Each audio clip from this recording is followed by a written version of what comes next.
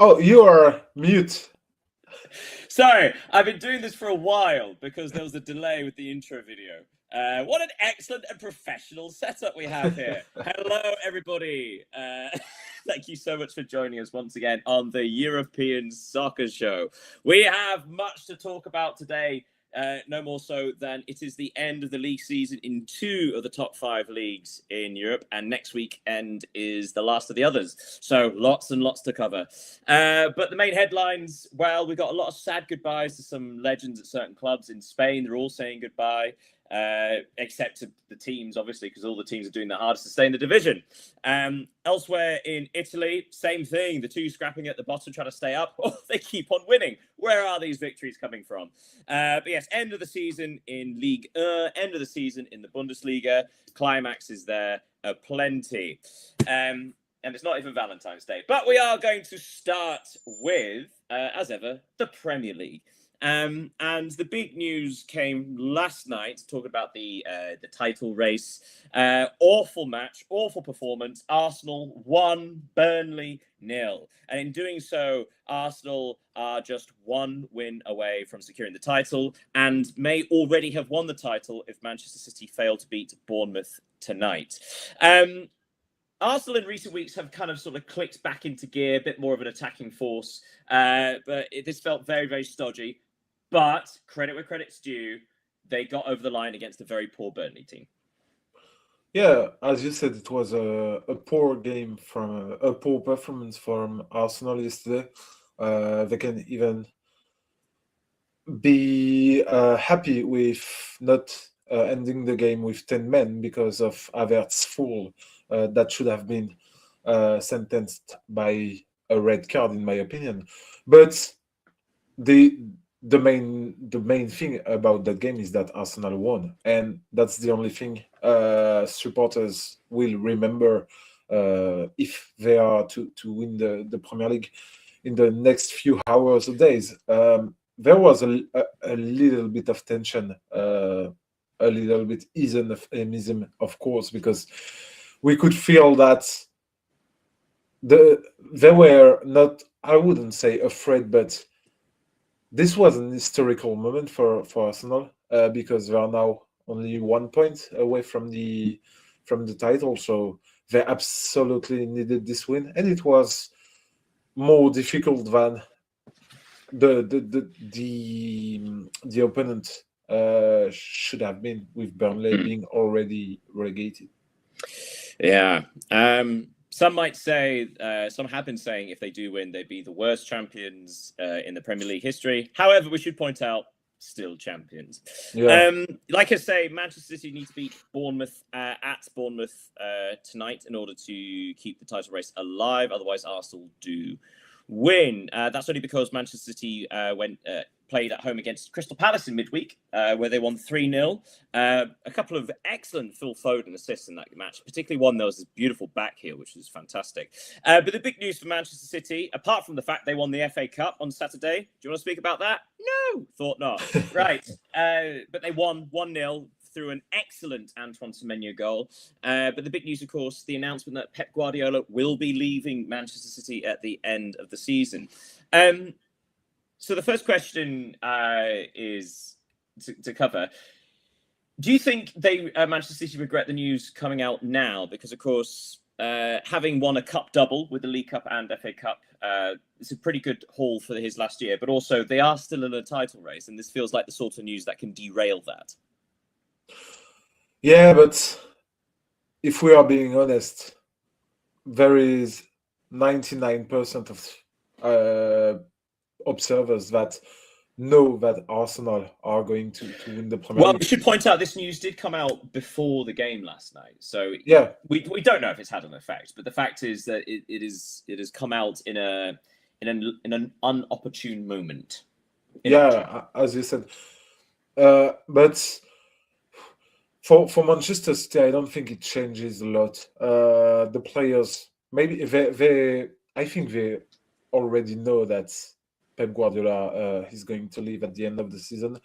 He has been doing a tremendous job at City, winning the Champions League, of course, multiple Premier League, maybe being one of the most dominant team in Premier League history. I wouldn't say in English football history because I don't know everything about English football, but of course, Manchester City will leave something in the collective memory, and I think it was important for them to lift a last trophy with the FA Cup, and they really deserved this win. Yeah, So, especially since they lost the last two finals. yeah, As of well. course. Chelsea, on the other hand, big match for them tonight as well. They are at home against Tottenham Hotspur after losing that final. The big news for them is that they've secured the services of Xabi Alonso for next season, which is something of a coup, isn't it? Considering the state that football club is currently in and the what some have described as mismanagement or poor management at the top, and yet they secured an incredibly exciting manager, and we should point out manager, not head coach. So future looking bright all of a sudden for Chelsea. Yeah, I think Chelsea is the kind of club Xabi Alonso should have gone before engaging himself to Real Madrid last summer. I think going from Bayer Leverkusen after the exceptional season he had achieved in Bundesliga to a struggling Real Madrid, even if they had win the Champions League in 2024, was maybe a step too big for him because, of course, he's a young manager, and going into Chelsea's project after the recent mounts and the bad results they had, I think it's a good thing for him to start again, especially since he will join not in the course of the season but at the beginning of it, so he will have the time to work and maybe also to tell his management, I want these players, and this would be because it Lord could knows be a good Chelsea. fit. Lord knows Chelsea don't have enough players. No, I don't think they have enough. Maybe No. they should recruit this summer. Yeah, absolutely. Another $1.5 billion, eh? Yeah. Yes, but it's like I say, big match night at home to Spurs. Spurs, we should say, if they draw that game, Tottenham Hotspur will be safe. That is due in part to their superior goal difference over West Ham, currently being 13 goals, so there'll be an unlikely swing. But also at the weekend, West Ham went to Newcastle and lost 3-1. A disastrous opening 20 minutes for the Hammers, conceding twice in that time. They did score a beautiful consolation goal through Castellanos, but yeah, 3-1. It does feel like this is the moment. West Ham, the recent weeks, they had that 0-0 away at Crystal Palace, who were playing the B team. They had that 3-0 defeat at Brentford, where they hit the post a couple of times, had a penalty overturned, all these things. It does feel like West Ham have run out of opportunities. Yeah, moreover, as their momentum collapsed just as the Spurs began, when because Tottenham's decision to bring De Zerbi in as manager is now on the verge of proving decisive. He has been a game changer for Tottenham this past since he arrived, and yeah, West Ham with this three defeats in a row, it should prove the end of the dream of staying up. It's a sad for a club of that size, but yeah, if you're among the worst ones, it's going to be a risk. We should also say that big opportunity for Spurs, like they basically never get anything from Stamford Bridge. But Chelsea are currently on a 8-match winless run, I think. I think they have only won 1 point from the 7 points. Yeah.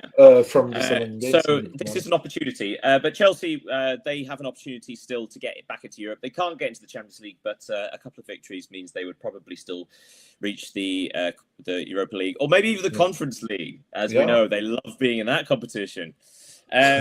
Other things we should speak about. A bit of the tension still at Anfield. Liverpool went to Aston Villa on Friday and lost 4-2. We should point out that's a kind result for Liverpool. Aston Villa were fantastic, but Liverpool were pretty awful. A couple of goals coming from Van Dijk via set pieces. But Liverpool down to 5th, ahead of Bournemouth by 4 points. Bournemouth, who have a game in hand against Manchester City. Liverpool aren't quite in the Champions League yet. Big summer for them as well, if only just to get a bit of faith back from the fans. Yeah, as you mentioned, the game against Brentford, that should have been the last game of the season without real stakes. It could prove decisive for the Champions League if Bournemouth are to win against Manchester City tonight. But once again, against Aston Villa, who have, we can say, secured their place in the Champions League next season. Yes, of course. Liverpool are a team that have conceded too much goals this season, especially compared last season. They struggled to respond when they were trailing their opponents. You have said that they will need to work this summer, and you're right. There will be a lot of work. I think it will be with Arne Slot, because, of course, we have said it last week. Yeah, I think he deserves a second chance for what he have achieved. He has achieved. Yeah, you don't win a title by chance, or by accident. We should move on. So, other news, going to say Manchester United. We should be talking about the fact that they've offered a contract to Michael Carrick, who apparently is very close to being confirmed. But instead, we need to talk about what are the goals, because there's a theme around this weekend in the UK about what the hell is handball anymore. No one knows. This is not just my opinion. This seems to be like a confusion among professionals generally. For example, Manchester United defeated Nottingham Forest 3-2. But the Mateus Cunha goal, the ball clearly was controlled by Brian Mbeumo in the build-up to the goal, and he clearly got an advantage from it. And yet it was not. And VAR ruled that the referee should go to the screen and have another look at it. And yet he decided not to. So it feels, first of all, it feels incredible that goal was given. But secondly, something has to change, doesn't it? Because, spoiler alert, but later on we're going to talk about the Scottish Premiership, and there is so much controversy about what is handball and what isn't. It feels like the officials can't win, and they've only got themselves to blame. But I don't think it's an English, Scottish, French, Italian problem. It's a global one. Remember the Bayern Munich PSG game, the handball from Neves, even on the first leg, the penalty. Alphonso Davies, right? Yeah, Alphonso Davies. I don't know the.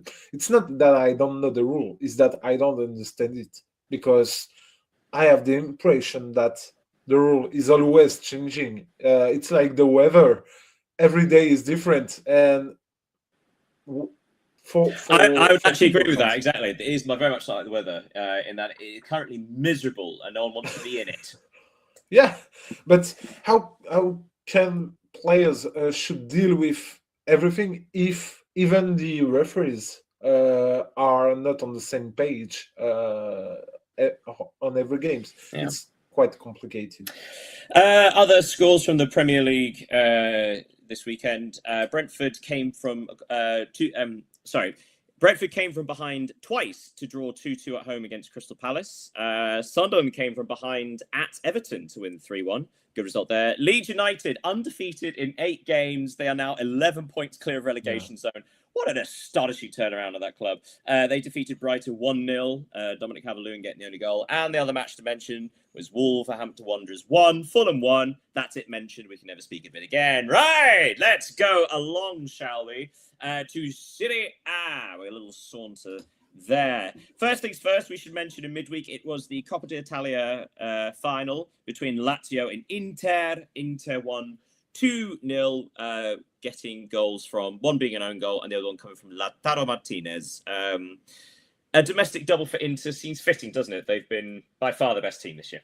Yeah, it's the just reward for what they have done in Italy this season. So and during this Coppa Italia final, they were just the dominant one. It's quite logical that they have won this game against Lazio, and it doesn't suffer of any injustice or anything. They were just the better team. Tough week for Lazio, in fact, because Yeah. then on Sunday they were in the Rome derby against Roma. Champions League chasing Roma, who defeated them 2-0 with both goals coming from Mancini, who, let's say, is not Lazio's favourite person. Lazio fans' favourite person, rather. And with that victory, Roma move into 4th place. They've leapfrogged Juventus, because Juventus played Fiorentina at home in Turin and lost 2-0. A bit of an abject performance from Juve at the worst time of the season. Yeah, that's true. But remember that Juve had already lost points against Hellas Verona 2 weeks ago.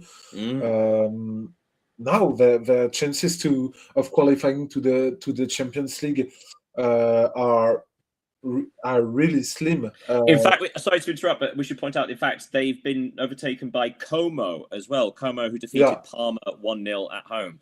So 3rd place are AC Milan, who defeated Genoa 2-1. So Milan are on 70, Roma are on 70, Como on 68, Juventus are on 68. So just the 2 points separating 4 teams, all to play for in the final week. But yeah, it does feel like Milan just about getting over the line now after their ridiculous form recently. But Juve, this was kind of unexpected, wasn't it? They've been in such good form recently. Yeah, but their season is once again a disappointment, because remember in the Champions League they were knocked out by Galatasaray in the round of 16. Now they are sixth in the league. They are unlikely to qualify for the Champions League next season, because just take a look at the fixtures of next week in Serie A. Juventus, so they will play Torino in the derby. But the thing is that Milan will play Cagliari at home. Cagliari were 16th, and Roma, they will travel to Verona. So I don't think these 2 teams will lose points. And in fact, Juventus will only finish 5th or 6th and qualify for the Europa League, which is not the competition they should be playing. Yeah, especially when you consider the position they've been in the last couple of weeks. Yeah. Absolutely. Elsewhere, as I said, Milan won at Genoa. Napoli have all but confirmed their 2nd place finish. Napoli went to Pisa and won 3-0. They need basically not to lose by a lot of goals and they'll finish 2nd. But they have confirmed their qualification for the Champions League, which means their signing of Rasmus Højlund has been confirmed, because his loan targets have been reached. But also a mention for Scott McTominay. Scott McTominay scored in this goal, as well as Højlund, he's just reached 10 goals for the season, and he's become the first midfielder to score 10 goals in consecutive seasons since, do you know who? In Italy or in Italy, I think. It was another Napoli player. It was Hamšík, who is regarded as an absolute legend by the club. So that really is just talking about how much McTominay not only is important to Napoli, but is loved by the fans. He's becoming that icon they so adore. Moving away from the Champions League race, we should probably look at the bottom, because both you and I thought that Lecce and Cremonese would lose this week, and then next week they're both at home and it could be a big shootout. Like, no, shows what we know. First of all, Cremonese went to Udinese and they won 1-0 thanks to Jamie Vardy's party bus still continuing. But Lecce went to Sassuolo, who've had a fantastic season. Lecce led 1-0, then again 2-1, pegged back twice. But then Stulic for Lecce got a winner in the 6th minute stoppage time. Q scenes, Q limbs. So yes, both Lecce and Cremonese winning, which is both teams' second victory in 3 matches. Again, it's sort of it's beggars belief, right? Like where is this form coming from? As we'll see with La Liga, it's astonishing what a kick up the backside will do. Yeah, I think it's survival instinct. But to be honest, I think Cremonese's victory came too late because they will face Como in the next round, even if they are going to play at home. Playing a team that is on the verge of qualifying for Champions League, it will be really, really, really difficult for them. And the thing we is should that point out if Cremonese can draw, then they need Lecce to lose by 3 goals or more. yeah, that's so. Yeah. It would take a real upset for Cremonese to stay up in the Serie A, but there, to be honest, having 34 points as a promoted team is not a really bad result. But the thing is that they have a wake too late, and that maybe. And we should point out they have not been by far the worst team. Like Pisa and Verona have stunk the league up, whereas Cremonese, considering the opening day victory at the San Siro against Milan, but it does all go down to the final week, though. As you say, Lecce are at home to Genoa, Cremonese are at home to Como, all to play for there.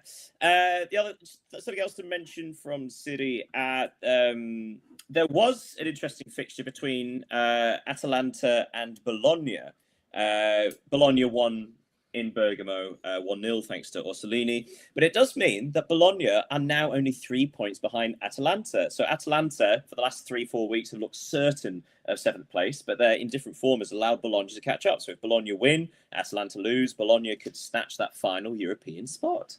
Yeah, but it would take a good result for Bologna because there is head-to-head. That's the head-to-head rule. Yeah, again, this is where it gets confusing because some leagues prioritize head-to-head, some prioritize goal difference, and then head-to-head. Yeah. But this one is head-to-head. Hence why Milan are ahead of Roma. But do you know who Bologna will play in the final round? I do. They are at home to Inter. Yeah. But also, we should point out it's not the same Inter. I mean, Inter this weekend drew at home to Verona. Yeah. So, it's not quite the same Inter. Although, excellent goal scorer for Verona in stoppage time, equalised. And it was Bowie. So, good old Bowie. The star man himself scored for Verona. The only other results that we didn't talk about was Cagliari 2, Torino 1, and Torino will host the Turin Derby next week, the final fixture of the season in Serie A. Before we move away from Serie A, quick word on Serie A B, because as we know, the playoffs have just happened, or rather the first leg of the playoffs in Serie B. Why do you call it the Serie A B? Because the Serie A... Serie B. Silly me, Serie B. Anyway, but it's been a strange week for all the clubs owned by the City Group, because obviously they've just lost Guardiola, the head of the whole group. Yeah. Gosh, in France, their team Trois have been promoted from Ligue 2. In Spain, spoiler alert, one of their team, Girona, may well get relegated. But Palermo of the City Group, they were favourites to go up via the playoffs, and they just lost 3-0 at Catanzaro, which is quite a heavy defeat. Yeah. So Palermo look like they are probably out, although the second leg's coming up, so it's something to keep an eye on, I think. But yeah, one match left in Serie A. Coming up next week, something to keep your eye on. But until then, we are going off to the Bundesliga for their final round of fixtures of the season. Now, if you guys have been watching and keeping track of the Bundesliga, you'll remember that there were 3 teams fighting for the Champions League place and 3 teams fighting for that one relegation playoff spot. And it was something of an anticlimax, wasn't it? Because out of those 6 teams, only one of them won. Yeah. So, bit of a duff end. So let's talk about the team that won. So St. Pauli hosted Wolfsburg in a clash of the bottom. That came out wrong. clash of the lower table.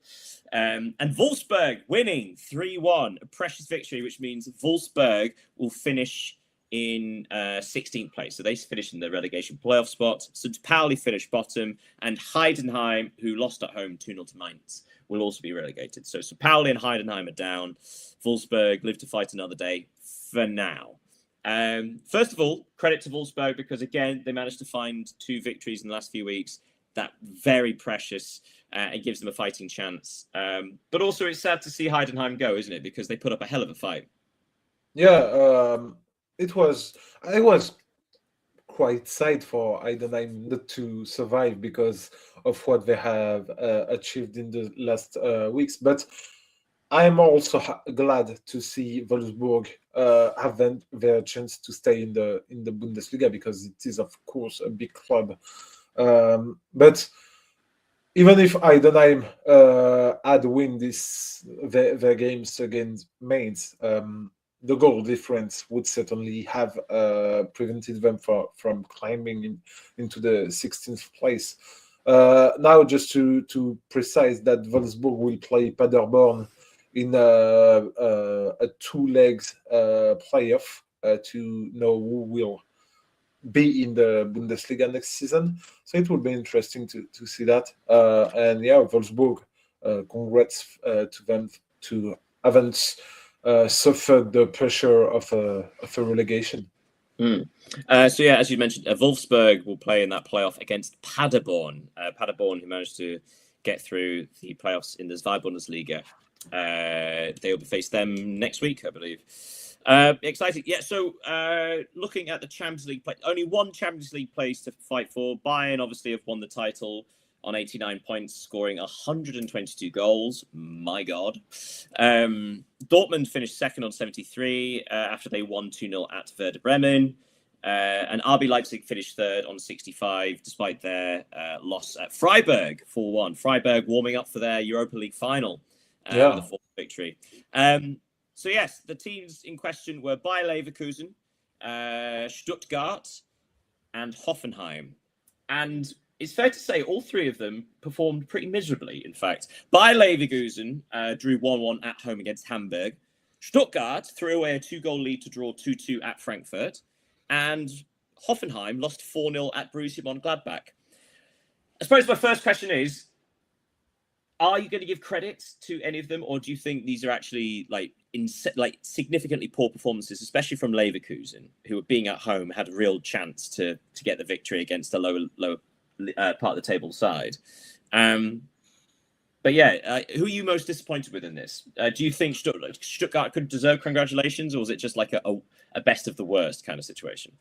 Oh, I want to congratulate Hoffenheim between these 3, because even if, of course, it's a disappointing result for them to have been beaten by Gladbach and only playing in the Europa League next season, they must be proud of what they have done, because if you remember, last season they were on the brink of the relegation. They finished 15th in the league, and yet this season they qualified and battled for the Champions League spot. So it was a real good season for Hoffenheim, and it is a good season for them. It's been almost 10 years that they hadn't performed that way. So yeah, it's I think this season is a success for them. It's a fair point. We should say as well, they were losing 2-0 at Mönchengladbach before they had a man sent off in the first minute of the second half for second bookable offence. So it was always a long way back from that. Yeah, I suppose Stuttgart led 2-0, as I mentioned before. Burkhardt got a couple of goals, 2 penalties, in fact, for Frankfurt. So it was just kind of sloppy from Stuttgart, wasn't it? It wasn't as if Frankfurt created that much. It was 2 defensive errors that let them back into the game. Yeah, as you said, but it's Stuttgart had mixed results this past weeks. But the important thing is that they will play in the Champions League next season. Of course, And congratulations to them, because it shows a kind of consistency, because they had finished second 2 years ago, if I'm not mistaken. They are now fourth. They will play in the Champions League again. So their project is solid. And of course, next week they're in the cup final against Bayern. Of course, so actually, the last few years have been brilliant for Stuttgart, haven't they? Yeah. And actually, they've had another fantastic season. Champions League qualification, another cup final. They're second in a row, defending champions. Yeah, it's a good time to be a Stuttgart fan. Yeah. So they finished fourth. Hoffenheim finished in fifth, going into the Europa League next season. Leverkusen in sixth. We should say, as I said, Freiburg. So let's have a quick word on Freiburg. So they finished seventh. And as I mentioned, they warmed up. So tomorrow night they face Aston Villa in the Europa League final, and they warmed up with a 4-1 victory at home to RB Leipzig. Now, obviously, Villa are the big favourites for that game, but Freiburg are in excellent form at the minute. So how much of a chance do you give them? I would say that Freiburg have 45% of winning against Aston Villa, because now that they have assured a European qualification for next season, they don't have any pressure of the results, except for the title, of course. And there is a motivation for them, is that if they beat Aston Villa, they will be qualified in the Champions League next season for the first time in their history. And they have missed these opportunities for 3 or 4 years now. So it's only bonus for them tomorrow. And it will be very interesting to see that thing. And just to finish with that, I want to have a quick word on Frankfurt. We will hope Freiburg to win this one, because I think it should help them to qualify for the Conference League. I think you're right, yeah. Yeah, and because it's the first time in 6 years that Frankfurt haven't qualified for European competition, so it's a real failure for them. Yeah. Strange year for them, but of course the rise of Hoffenheim as well has put another competitor among them. Other results we didn't mention: Union Berlin won 4-0 at home to Augsburg, a wonderful victory to sign off the season. And speaking of signing off the season style, Bayern defeated Köln 5-1 with another Harry Kane hat-trick. That's his fourth of the Bundesliga Bundesliga season. That means he finishes on 36 goals in 31 matches. Which is also his 63rd of the season in all competitions. Yeah, it's insane. But and I should say he did not win Player of the Year. No, yeah, Michael Olise did. Yeah. Which actually you'd say is, I don't know. I'm feeling slightly conflicted, because Olise, I think he got 14 goals but 19 assists. So the numbers are still incredible. Yeah. But I think he gave more to the team than Kane. Kane, on the other hand, is just. It's strange to say. I think Kane, if this was like voting for a Ballon d'Or, I think more people would vote for Kane, and yet Player of the Season, Olise's got the nod. Does that make sense? It makes sense. I agree with you. But Kane has been tremendous once again. And you were mentioning his total goals. I wonder how Lionel Messi had scored 91 goals in 20. It was a calendar year, wasn't it? Yeah, a calendar year, but no one can achieve this. That's well, Kane does have the final next week, and then of course the World Cup, and then of course the start of next season. So I reckon he can get to about 80. Which would be incredible. Yeah, I mean, to be clear, that was what Messi did, was just ridiculous, unbelievable, in fact. So I think that's the. Oh no! One last thing to mention from Germany before we move on. So as mentioned, Wolfsburg will play Paderborn in the playoff, but the two teams definitely coming up are Schalke, as we knew. But huge congratulations to Elfsberg. So this is an astonishing journey for Elfsberg, because at the end of the 21-22 season, they were promoted from the 4th division only 5 seasons ago. So in the space of 5 seasons, they've been promoted 3 times. and this is the first ever time they've reached the top division. So enormous congratulations, and what a wonderful thing that'll be for the fans. And again, this is like a tiny place. The stadium's right next to a town which is like 12,000 people. Yeah, and the stadium holds like 8,000. It's yeah. Yeah, and I saw that they don't have any city hall and train station, which is funny. Away days are going to be tricky. Yeah. Yeah. True. But anyway, so huge congratulations. We look forward to talking about them endlessly next season. Right, so Auf Wiedersehen to the Bundesliga and Germany. It's time, guys. It's La Liga. Let's try and make sense of this. It's all about the relegation battle because, quite frankly, before last week, it still involved 12 teams in the relegation fight. Yeah. So, like 12 teams could still feasibly get relegated. We should say the first team to be confirmed was Real Oviedo, so they were definitely down before last week. But the huge surprise is that we have another, well, almost confirmation of a side being relegated, and that's Mallorca. Mallorca, who in midweek lost 3-1 to Getafe before losing the big game away to Levante 2-0. So disastrous for Mallorca, which is strange because I remember about 7-8 weeks ago, Mallorca had gone on a wonderful run to get out of trouble. And again, as we keep saying, like the second one team gets good form, they get sucked back in because every single team is finding that form. It's almost cruel, but it's also wonderful to watch, isn't it? Yeah, it is. And do you know what is the strangest thing about Mallorca? Tell me. Is that Vedat they have the second top goal scorer in the league. With 22 goals, which is impressive. So Vedat Muriqi has literally scored 50% of Mallorca's goal this season.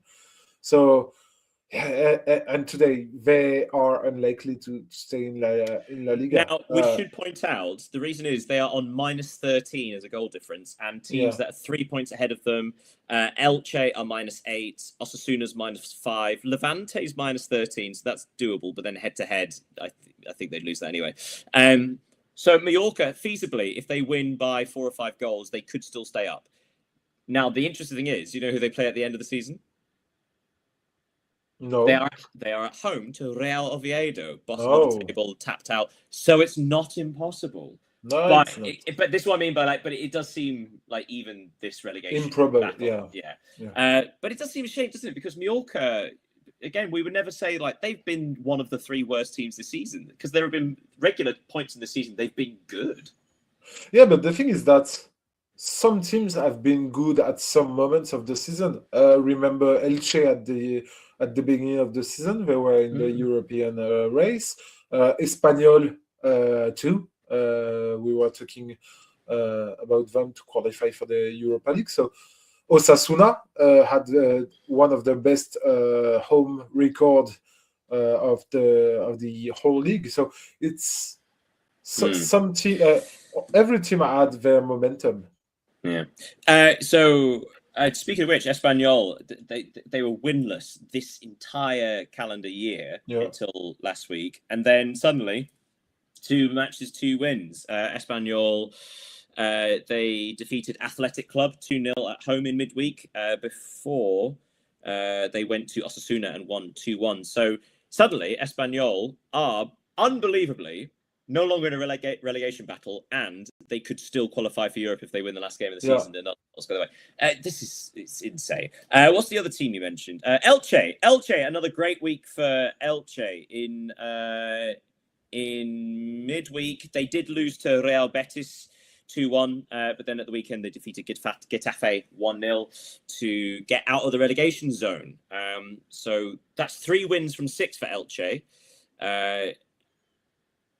Going into the final game of the season, I'm sure you know what I'm going to ask. So the team currently in 18th place in the relegation zone are Girona. I mentioned it earlier. City Club owns Girona. Girona have had a terrible week. They drew 1-1 against Real Sociedad. Not a bad result by any stretch. But then they lost 1-0 at Atletico Madrid. So Girona, it all comes down to this. They are at home to Elche. If it's a draw, Girona are down. If they lose, Girona are down. If Girona win, it still might not be enough, but they have to win. That's the only way that Girona can survive. But likewise, Elche, if they draw, they're safe. So it's what a wonderful finale for the season, isn't it, for relegation? Yeah, I think it will be the game decider for the third relegated team in La Liga, because as we said, with Mallorca being unlikely to stay up, I think that Elche Girona will be the most decisive game of the roundup of the last match day. Levante, on the other hand, they've won 4 of their last 6, including 3 in a row. Yeah. That's an unreal turnaround. Again, this team was dead and buried 2 months ago. They won 3-2 at Celta Vigo on Tuesday, and as I already mentioned, they beat Mallorca 2-0 at home, which means Levante are also just a draw away from safety. What is? I was going to say an astonishing turnaround, but we're not doing this justice. This is borderline miracle. Yeah. They've won something like 33 of points in their last 19 games. This is European chasing form. And this is a team that was, for all effects and intents and purposes, relegated already. So yeah, nothing but applause for the manager, who again has done an astonishing job. Yeah, the Luis Castro's effect, we can call it like that. He arrived in Levante after being sacked by Nantes, and he achieved miracles with the team, which are now 15th in La Liga. They are away to Levante, to Real Betis in the last match day.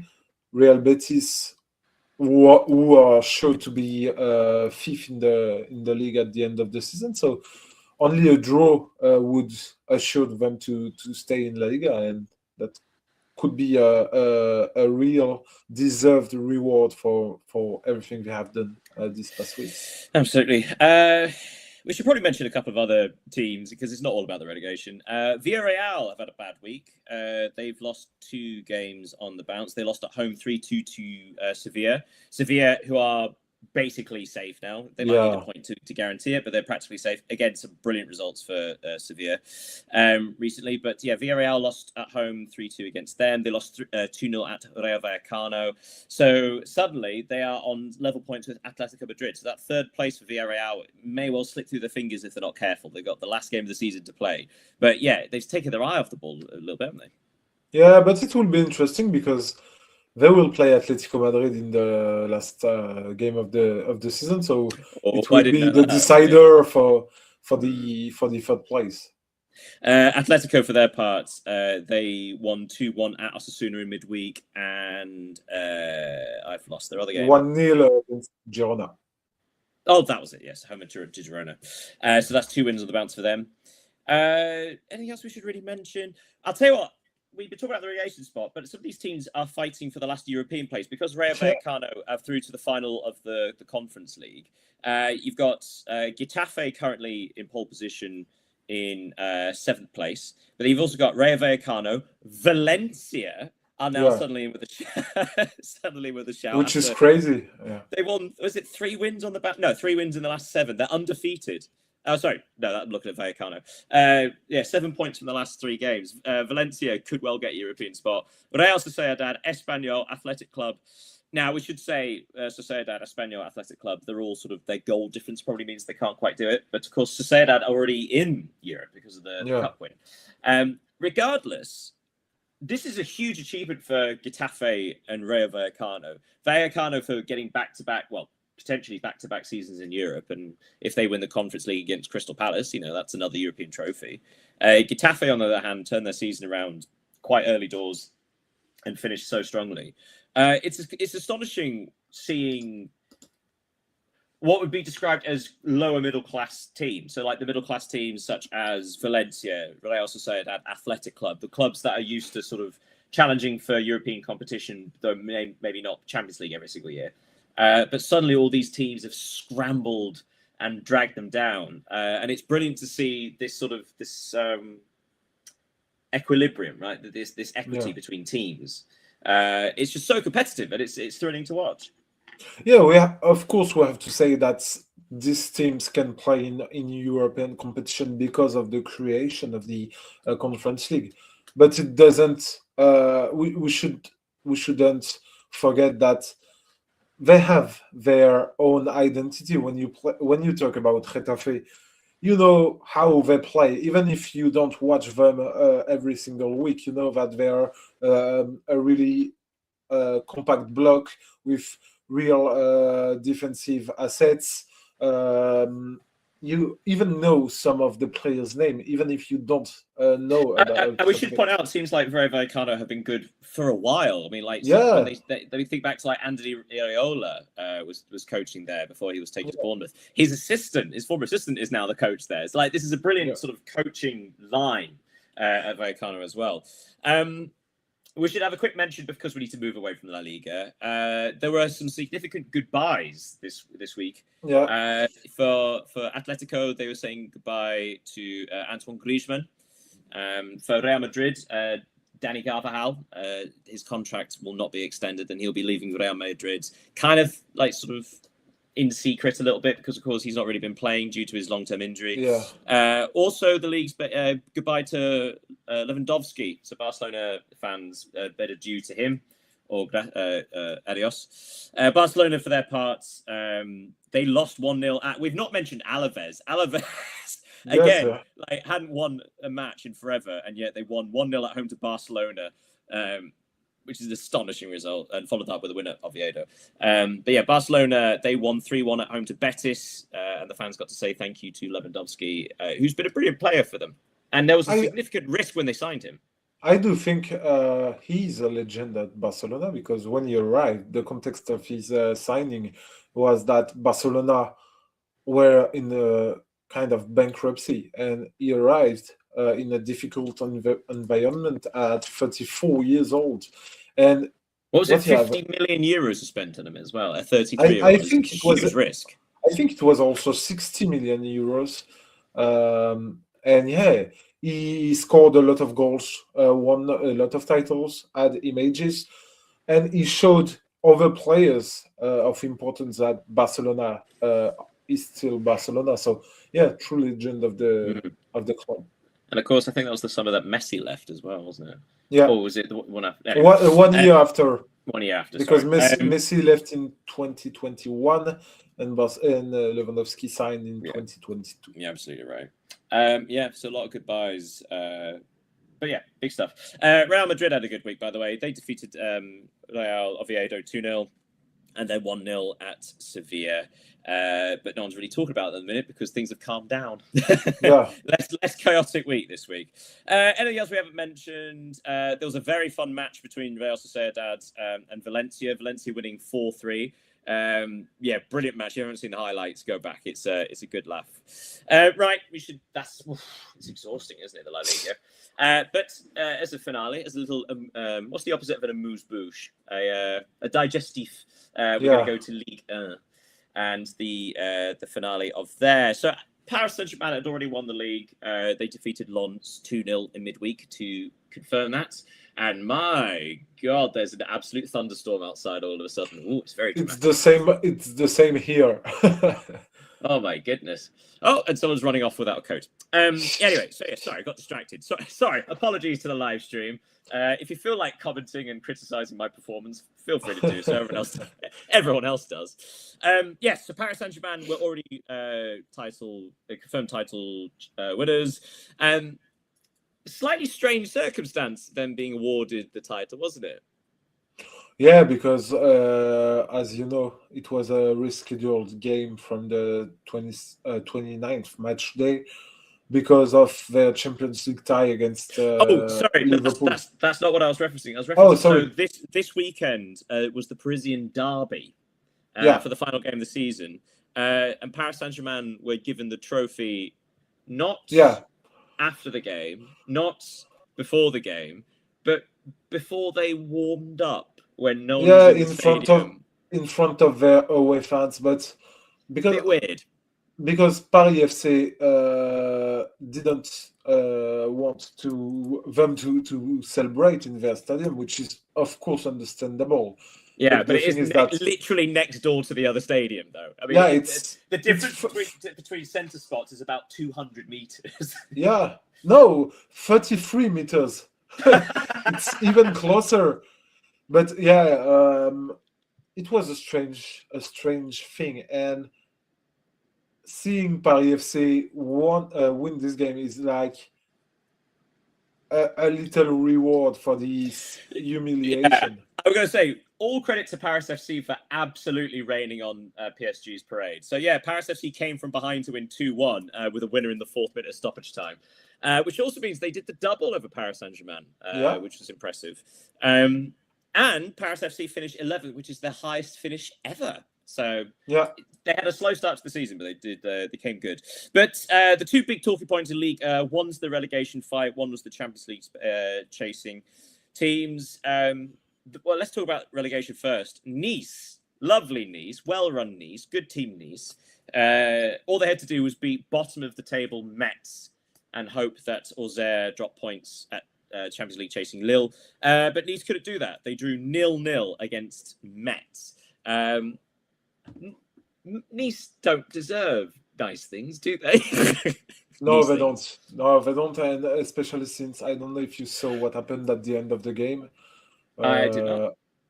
There was a pitch invasion by the fans with flares and everything to protest against It was a their common season. theme, wasn't it? We should actually say that the Nantes-Toulouse match was Yeah. postponed for basically the same reason. So technically, the season hasn't ended because one match still needs a result, but it also might be abandoned because it doesn't really have any. It has been abandoned, and Toulouse won the 3 points. So Nice only had to beat already relegated Metz, and they didn't. Now, their only chance to stay up is by beating Saint-Etienne in the playoffs. Huge game. And Saint-Etienne have got a bit of a obviously they're a huge team in the French league. So that's a big 2-2 game playoff, we should say. So it's home and away.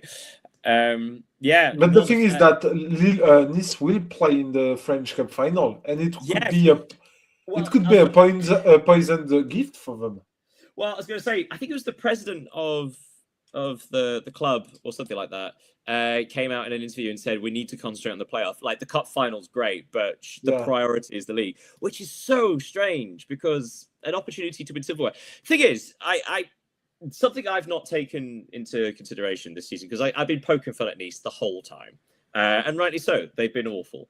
However, you've got to feel serious sympathy for the fans because the owners have completely abandoned the club, and they've made no secret about that. They've abandoned them because they're concentrating on Manchester United, which is disgraceful, isn't it? Like if you can't be bothered to run the football club, you should sell it but they not because they want to get a proper price for it. So you feel sympathy actually for the fans, don't you? Yeah, but say hello to the multi-ownership. Because that's the big deal here. Well, it's slightly different. Like the other, like we talk about sort of Chelsea and Man City, like those are multi-club models, whereas Manchester United is not. That's just owned by the same person. It's not like a planned sort of expansion or feeder team or anything like that. It's just they own two clubs. Yeah, but Nice. They used to be a big club in France, and they're now battling against Metz, against Nantes, Auxerre, who are also big clubs in France, but not the big clubs. Nice is sizable. Well, actually, on that note, we should say before we talk about the Champions League teams, credit to Auxerre because they're the only team in France. Well, technically, they have the best form in France. They've won their last 3 games of the season, and it saved them. They are, I mean, not even a relegation playoff. They are safe for another year. And the big thank you should go to their striker. Is it Sinayoko? Sinayoko, who has scored, I think, 14 goals this season, which is a bit like Mallorca, right, in Spain. The fact that there's one striker carrying them. Great player because he was refused to join Lens last summer by his club, and finally he stayed and scored 14 goals, as you said, just to make them stay up in the league. So great story and great man, good player. Yeah. Hopefully he gets his move this year then, considering that's I did that. Right, let's talk about the Champions League teams. So we said Auxerre won. Well, they were at Lille, third place Lille, who only needed a win to confirm their Champions League status. They did not. They lost, which meant that it was over to Lyon to take advantage.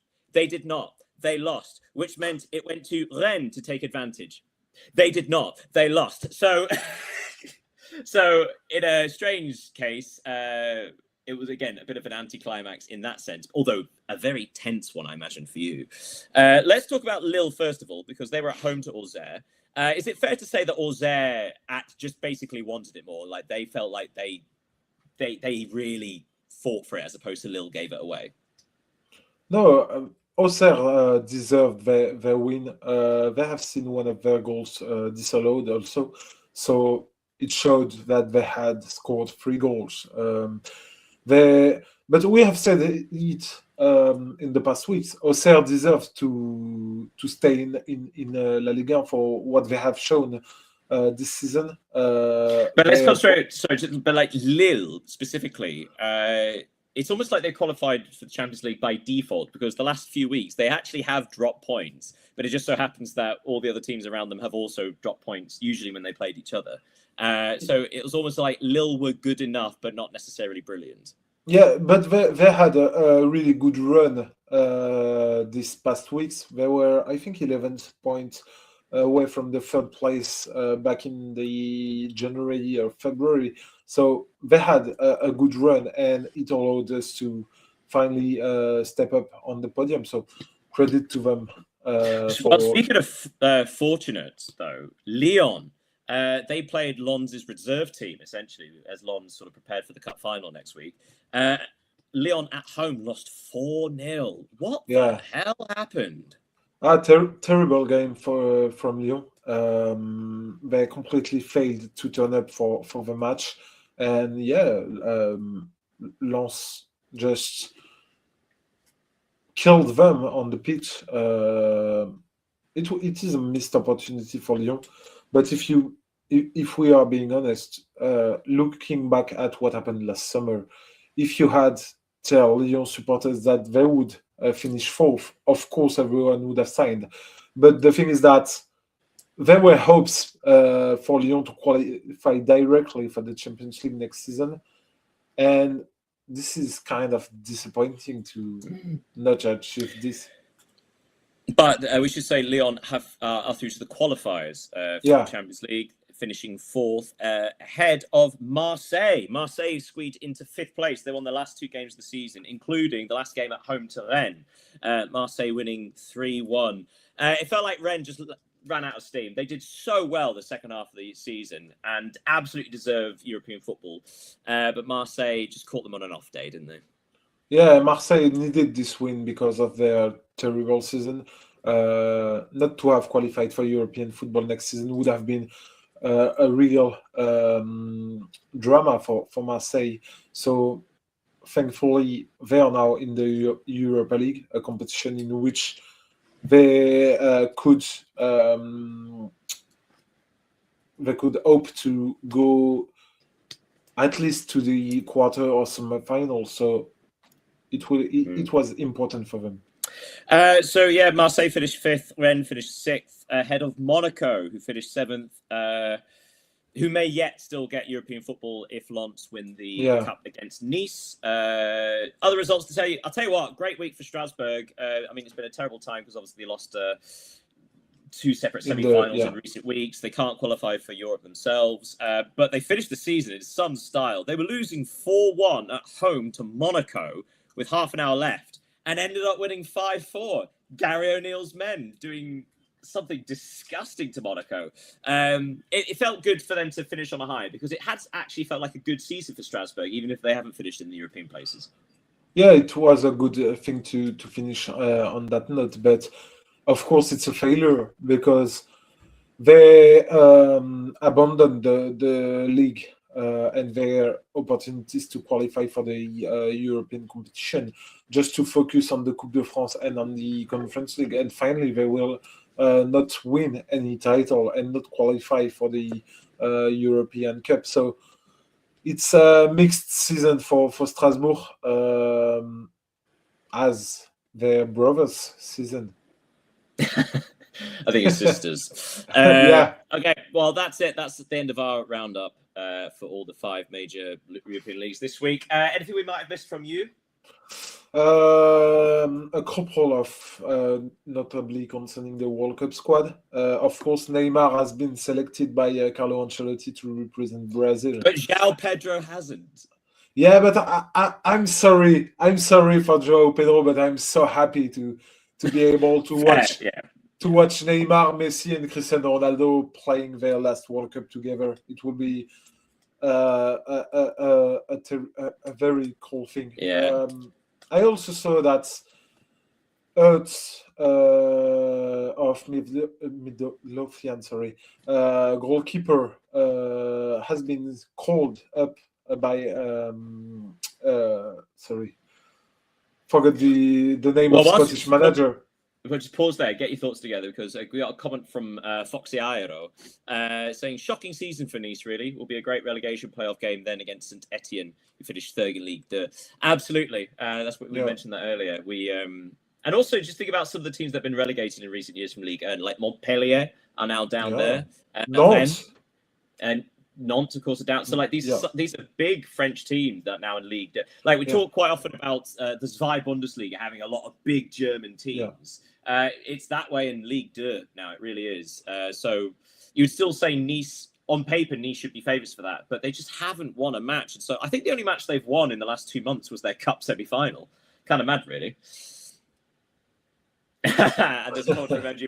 What has Semenyo gifted Guardiola apart from a £25 million bill for his agent? Well, Semenyo, I mean, he's a gift that keeps on giving. Not only has he given it to Man City, but to Bournemouth as well, who are undefeated since Semenyo left. So really, Semenyo is giving to everybody. What was the thing you were going to say about the Scottish manager? He selected the 43-year-old Ertz goalkeeper for the World Cup, and I think it's a beautiful story too. Yeah, absolutely. Well, if you're playing decent level football still, even at that age, why not? And also, it can just be experience around the camp. We need to finish there. Sadly, we've run over, so no time for the trivial trivia. Just a quick word on Jose Mourinho, who finished the Portuguese Primeira season undefeated with Benfica, but finished third and misses out on the Champions League. Oh well, and that, of course, is probably the next Real Madrid manager. And have you seen the name of his successor? I have not. A former Manchester United manager. There are so many of recent weeks. A Portuguese one? No. Is he? He is. Amorim's going to Benfica. Yeah, Amorim is going. Should go to Benfica according to reports. Yeah, but that's dirty, isn't he? Going from Sporting to Benfica. Yeah, that's just, you don't do that. Anyway, sorry. Last comment from NJB saying, Endrick to Arsenal, watch this space. I'll watch it very carefully, but my money's not on that. No, but that would be interesting. It'd be fun. But anyway, we've run over. Stop distractions, NGP, with your titillating comments. Right, we need to stop. Thank you so much, everybody, for watching live. Don't forget, if you ever want to send comments, you can do so live or on the video after it's posted. Feel free to do so. We do try and respond to everybody. Thank you, Leo, as ever. Thank you, Daniel. Thank you, Foxy and NGB, for your comments. Thank you to everyone who have watched this show. And please, next time, comment before like the last minute, so we have time. Yeah. And you can subscribe on our YouTube channel if you want. Absolutely. Join us next week, where we've got the finale of the seasons in Spain, in Italy, and in the Premier League as well. As watch out for the German Cup final, the French Cup final. We've got midweek. We've got the Europa League final. Oh, it's that time of the year. Right. Goodbye, everybody. Have a great old week. We'll see you next time. Goodbye, everybody.